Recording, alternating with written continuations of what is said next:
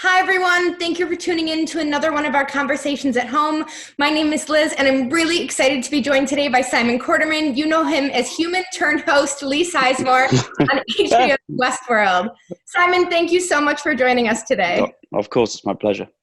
I wanted to take a second to remind everyone that the SAG-AFTRA Foundation is currently raising money for a COVID-19 fund to help all of the SAG-AFTRA members being affected by the closed productions and who are currently out of work. If you need help, ask. And if you can help, please give. For more information, you can check out the comments below this video. So to start us out, how are you handling your quarantine, Simon? Yeah, I mean, it's been a pretty interesting few weeks, but all in all, I haven't really moved that much, to be honest. I've just been kind of just holed up in here for the past 4 or 5 weeks. I've kind of lost count now of how many weeks we've been going.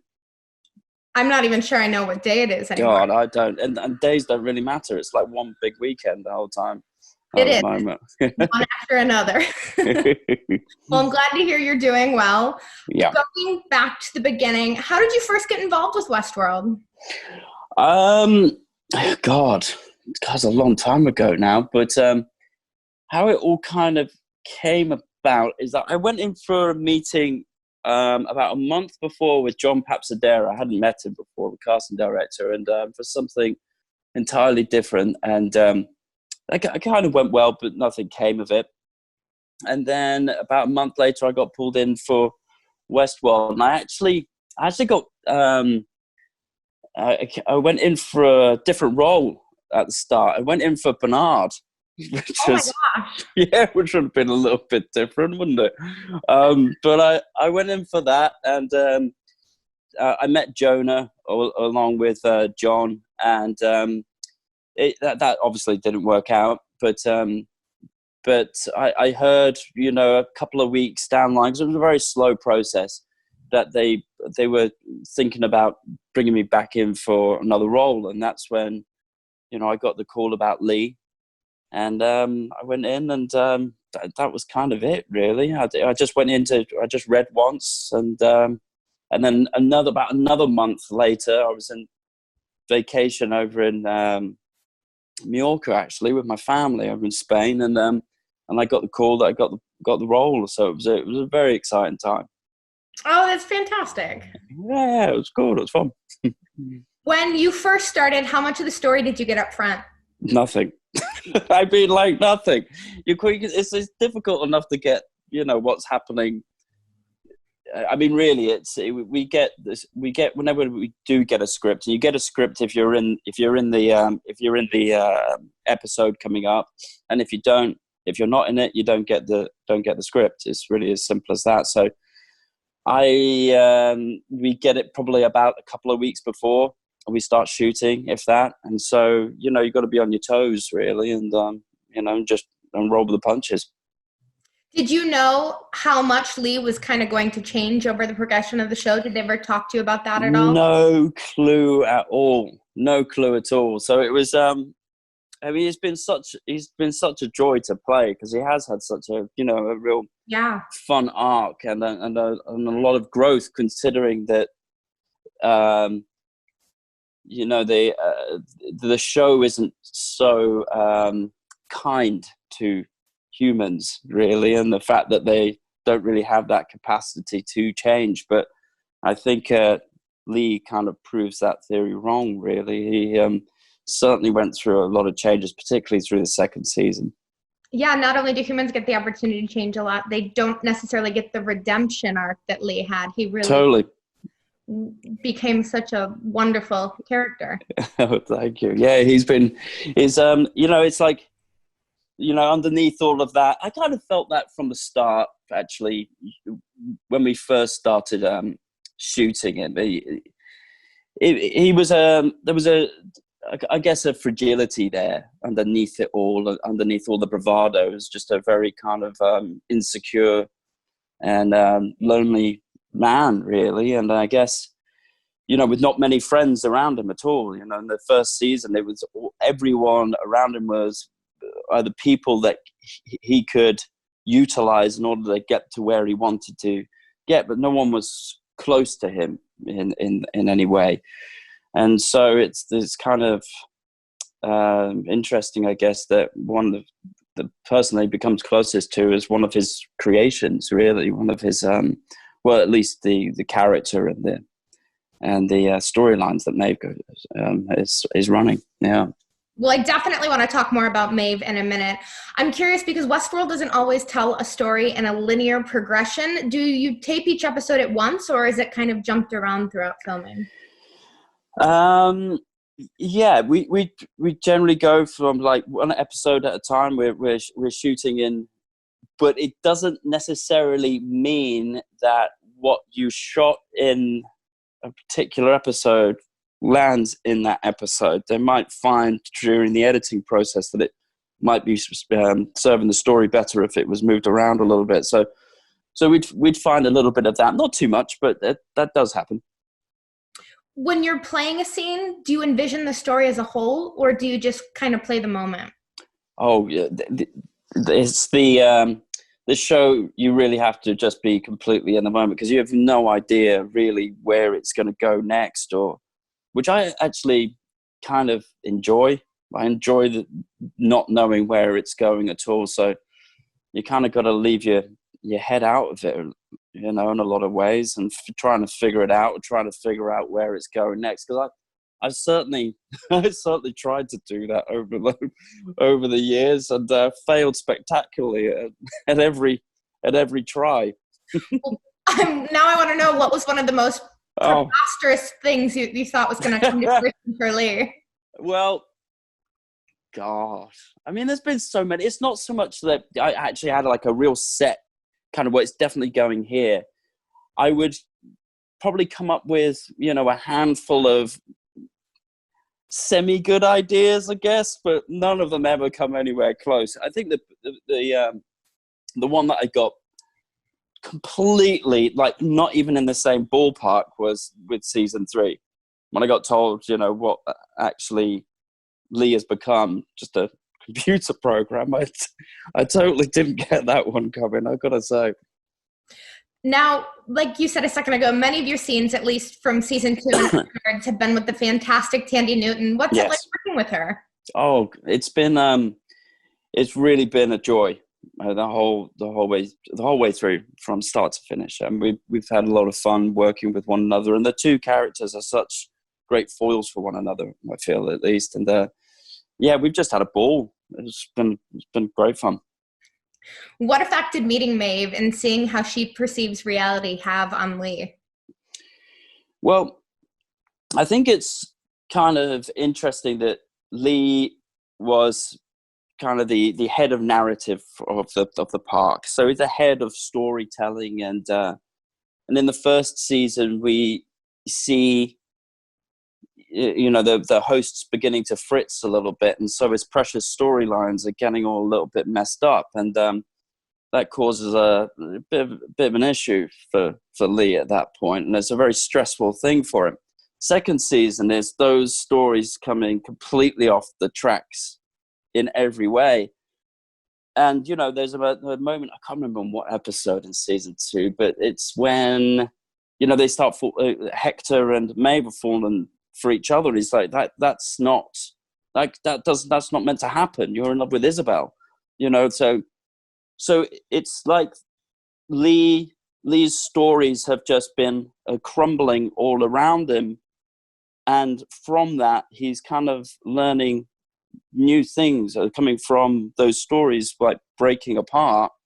He's beginning to learn more, not only about Maeve, but also about himself, really, you know. And I suppose the greatest story that came just to be broken to bits is in the season 3, which is the story of who he thinks he is, you know, and suddenly that's no longer valid either. So it's I think there's been throughout the journey with Maeve, through her, he's been learning so much about himself, and vice versa, I think, too. Well, speaking of the storylines, how does it hear for him to hear that the dialogue he has written being thrown in his own face like it's an original thought? Oh, yes. yeah, I think it's still, it's those little parts of it all that he's still grabbing hold of, that I wrote that for you, but everything else that's going on, I didn't, and I don't know where that's coming from. So it's a very confusing kind of play for him, and with what's going on, particularly in the first episode of season 2, he just has no clue how this is even possible, which was really fun to play. Last season, season 2, we see that Lee is taken hostage by Maeve and her associates on the quest to find Maeve's daughter. Can you pinpoint a turning point for Lee when he realizes he's fully lost control of his situation? Yes, I would say it would be the moment where he realizes that he's going to be going out into the park with them and gets stripped naked. Really, I think that's a real big turning point for him. For sure. Now that nude scene, I'm sure you've been asked about it tons of different times, but it was such an iconic thing to kind of see, and it changed the pace of his character. Mm-hmm. How did they approach you with that? Was that something you kind of read, or did they ask you about that? No, they asked me about it. It was kind of funny when they did it as well. So I think they did it in a perfect time, really. But it was at a Christmas party, and Lisa came over to me, and I'd had a couple of drinks at this point. She was like, "How do you feel about being naked?" And I was like, "Absolutely fine." So I'd already got myself into it without really knowing. But I was cool with it, I thought, well, yeah, I loved the idea of it, even though I didn't know how or when it was going to happen, but I knew that I was going to be naked in that season. So I was really happy to find out, one, it was happening in the first episode, and 2, it was happening in the first week, so I could get it out of the way, get it done, and just move on. But it was kind of, I wouldn't say it was fun. It was, it was interesting. Well, I think what makes it so interesting too is it wasn't just the nudity; it was the stripping away of all of his securities and everything, vulnerabilities. So it was a multi-layered and nuanced moment for him. Yeah, and I think as going back to the previous question, it's that moment where it's just a peeling away again, of who he thinks he is, and it's this journey into discovering who he is underneath it all, really. Well, as he takes this journey with Maeve and her crew and Hector and everyone, he switches his allegiance from the humans to Host. Was it gradual, or did it happen all at once? I think he kind of jumped around. I think there's moments where he was like falling in there. It was like a head and heart kind of process for him. His heart was saying with Maeve and the hosts, but his head would go back to, which is why he kind of called for the cavalry and, to get people to come back to give him a rescue, which caused all the problems, obviously. So I think it was just something that it was a struggle all the way up until the moment where he decides to take the gun off Hector and, sacrifice himself for him. I'm glad you mentioned the heart. Can you explain the love that he feels for Maeve? Because it's not exactly romantic, which is what puts her in season 3 when she meets him. No, and I think that's what was so beautiful, actually, about all of that, is that he just discovered a love for her. And I think he just discovered love in general, really. And it not needed to be... It needing to have a sort of focus and also for it to have any transactional nature. There was nothing that he wanted from it at all. It was just a loving gesture, I think. And that's what I really loved about that scene in season 3, that they got confused. Because, as we often do when we feel that if there's any love, particularly with a man and a woman, that it can't just be just that. It can't just be just love and that's it. It's got to have something there, sexually or whatever. So that was the confusing part for the people who made this program, and also the kind of the straw that broke the camel's back for Maeve, in terms of realizing that he was indeed, not Lee. Knowing the Lee that we saw in season 1, and then, that whole arc of finding love and finding purpose and finding himself, what did it take for him to sacrifice his life for the hosts? Yeah, I mean, I think it was, God, it's just an interesting one, that. I think it took him discovering love, really, and that being the most important part of it all. And it's something that I don't think he'd in the past ever experienced before, not on this level. I think there'd always been, at least I felt that there'd always been a difficulty in that area for him, and that there had to be something, that he was getting something, from it, if he was going to give something like that. So it was more of a transactional again, and then realizing that just wasn't the case, and doesn't need to be the case at all. Was there a moment that was particularly tough for you to shoot? I mean, getting naked in front of like 30 odd people isn't I wouldn't say easy, but once you've done it once, that was fine. It was just that first little moment. But I think that would probably be the most interesting of days that we had. I'm curious too how the use of special effects in Westworld, does it impact your craft at all? No, because actually a lot of it is, of course, there's a lot of special effects, but it's not.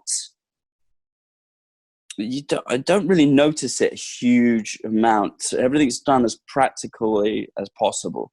So there's never, we think we've done a little bit of green screen, but not an awful lot. So you always felt like you were very much present and in the space that you were supposed to be in. Well, looking now at season 3, did you always know you were going to be coming back? And if not, when did you find out you'd be returning? I kind of had at the end of season 2, I had a conversation with Jonah and Lisa, and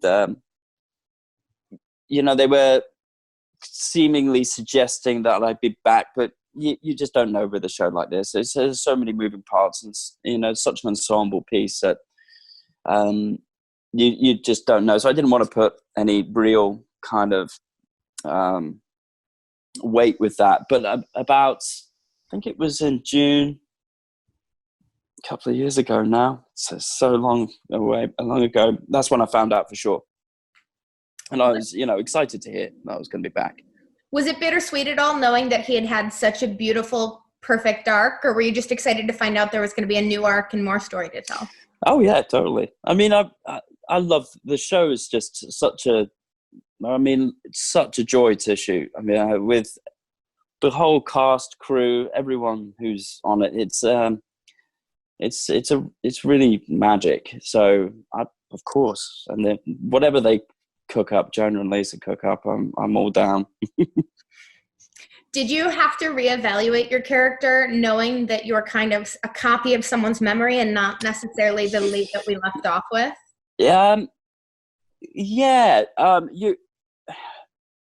It's an interesting kind of needle to thread in a lot of ways, because you are a copy. You're not that, you're not Lee to the you're not Lee. But I had to change a few little things, but it was coming through in the dialogue too. So it was kind of an easier thing to find, but just in general, the feel of him, he just felt different on the page to me. And so I just kind of just went with it and just hope for the best, really. Do we ever find out who created this new Lee? And is that kind of an insight into the character, knowing whose version of Lee he is? Totally, you have to find out. And once again, he's back with Maeve, using her as an ability to see the world around him. What's it like when he sees everything start to distort and break down? Is that kind of the same moments that we've seen through him, just in a different kind of?